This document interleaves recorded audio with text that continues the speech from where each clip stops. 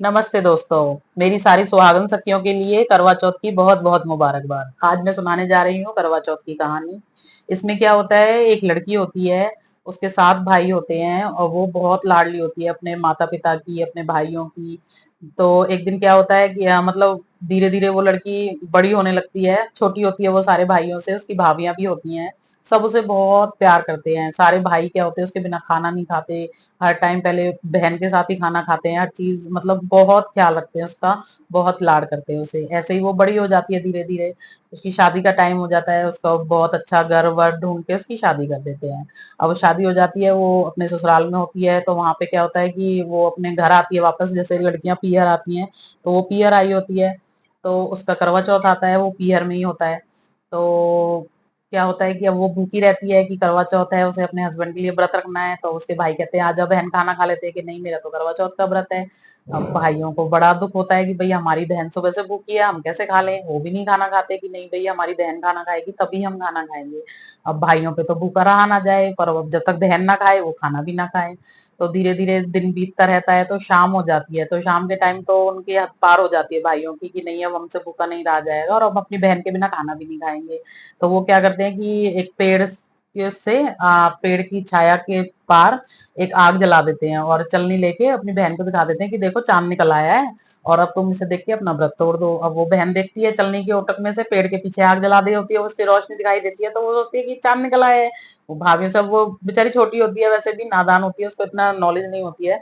तो उसकी भाभियों से कहती है कि आ जाओ भाभियां, भाई हम व्रत खोल लेते हैं, चांद निकल आया है। तो भाभियां क्या कहती हैं, भाभियों को पता होता है कि इसके भाइयों की शरारत है सब, और वो क्या कर सकती हैं, उन्हें पता था भाई कह भी नहीं सकती कुछ। तो वो कह देती हैं कि नहीं नहीं दीदी ये तो तुम्हारा ही चांद निकला है, हमारा चांद नहीं निकला अभी, तुम खा लो। भाई तुम्हारा चांद निकल गया तुम खा लो। कहती है चलो ठीक है।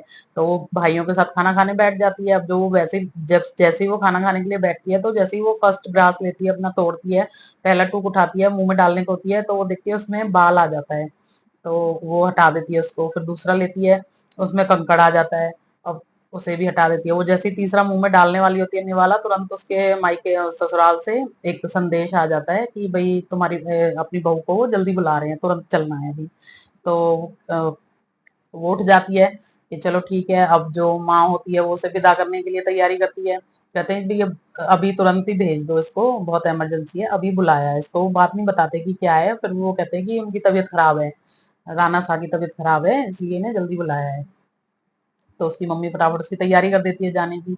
तो जैसे ही वो ट्रंक खोलती है, कपड़े निकालती है उसके लिए, तो वो पहला कपड़ा निकालती है, वो काले रंग का आता है उसके हाथ में। तो उसकी माँ को बड़ा अजीब सा लगता है कि नहीं नहीं आज तो करवा चौथ है और मैंने इसके लिए कपड़ा निकाला, वो काला हाथ में आया।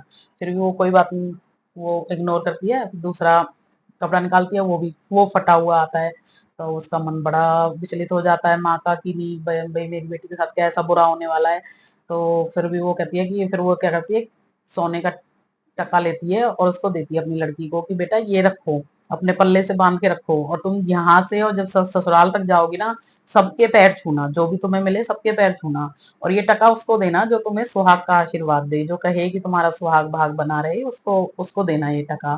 तो वो कहती है चलो ठीक है, वो बांध लेती है उसे, चले जाती है। वो जाती रहती है सबके रास्ते रास्ते में, सब उसको खुश रहो, स्वस्थ रहो, मतलब सब उसे ऐसे आशीर्वाद देते हैं, कोई भी सुहाग भाग का उसे आशीर्वाद नहीं देता है। तो जैसे ही वो ससुराल में कदम रखती है, तो उसकी ननंद होती है, कुंवारी होती है, वो उसके लिए पहले ऐसे होता था गाइस की, जब बहू आती थी तो उसको पट्टा देते थे बैठने के लिए ना।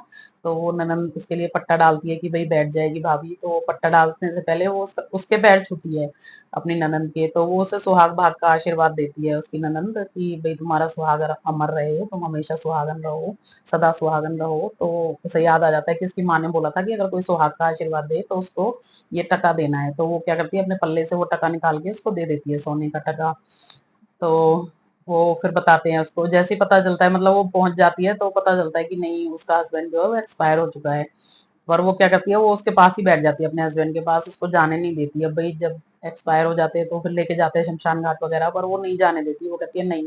अब वो जिद में आ जाती है कि नहीं मैं तो अपने हस्बैंड को नहीं जाने दूंगी, भाई मैं तो इनकी वजह से ही आई हुई हूँ यहाँ पे।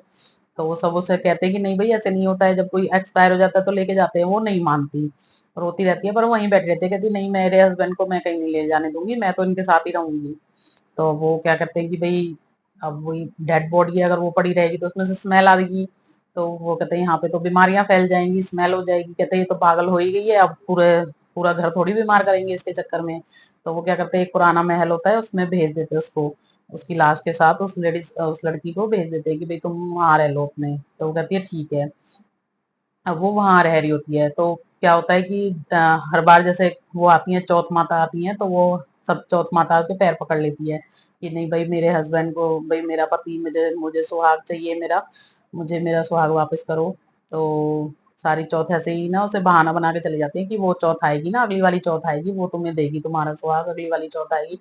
ऐसे ही कर करके सारी चौथ बीतती रहती है, फिर करवा चौथ माता ही आती है, पूरा साल हो जाता है। तो वो उनके पैर पकड़ के बैठ जाती है कि नहीं अब तो मैं आपको नहीं छोड़ूंगी। भाई सारी माताएं एक एक अगले के ऊपर कह के चली जाती है कि वो चौथ माता आएगी वो देगी, वो चौथ माता आएगी वो देगी। तो वो उनको पकड़ के बैठ जाती है कि नहीं करवा चौथ माता के आपको तो मेरा सुहाग देना ही पड़ेगा। तो वो खुश हो जाती हैं उस लड़की के उससे कि देखो ये कितना, मतलब उसकी भावना देख के खुश हो जाती हैं। तो वो अपनी कंध की उंगली काट के एक ड्रॉप उसका ब्लड का उसके मुंह में गिरा देती हैं उसके हस्बैंड के। तो वो राम राम कह के खड़ा हो जाता है, बैठ जाता है वो। अब करवा चौथ तो होती है उस दिन, तो उसकी सास कहती है कि भाई खाना वाना तो बनता ही है वहां। कहती है कि पता नहीं वो पागल ने कुछ खाया होगा नहीं खाया होगा, ऐसा करो बच्चों से कहती है कि भाई थोड़ा सा वहां भी दे आओ। उसकी ननद से कहती है भाई अपनी लड़की से कि भाई थोड़ा बहुत उसके यहाँ भी दे आओ, कोई बात नहीं भाई जैसी भी है तो बहू इस घर की। तो वो वहां देने जाती है, वहां देखती है कि वो तो चौसर खेल रहे होते हैं, दोनों बैठ के आराम से हंस खेल रहे होते हैं, खा पी रहे होते हैं खूब। तो अब वो आती है भागी भागी अपनी माँ को बताती है कि माँ वहां पे तो भैया और भाभी चौसर खेल रहे थे, खा पी रहे थे, कढ़ाई हो रही थी। तो वो कहती है अरे ये भी पागल होगी क्या वहां जाके। वो कहते नहीं नहीं चलो मैं दिखाती हूँ आपको। तो वो देखने जाते हैं फटाफट। तो वो देखती है वाकई में दोनों वो चौसर खेल रहे होते हैं। अब भाई सास बड़ी खुश होती है कि बताओ मैं तो इसे पागल समझ रही थी कि मैंने कहा मेरी मतलब मेरे भाई बेटे की उम्र भी खा गई है, ऐसी बहू ले आई। मैं कह रही कहा इसने तो भाई मेरा मरा हुआ बेटा भी जिंदा करवा दिया, कितनी भाग वाली है ये। तो वो उसके खूब उसे अच्छे से उसका स्वागत करती है, अपने घर लेके जाती है, उसे खूब सुहाग का भाग का सामान देती है। तो जैसे करवा चौथ माता ने उसके सुहाग की लाज रखी, उसकी लाज रखी, उसका सुहाग दिया, वैसे सबका सुहाग बना रहे, कहने सुनने वाले सबका भला हो। जय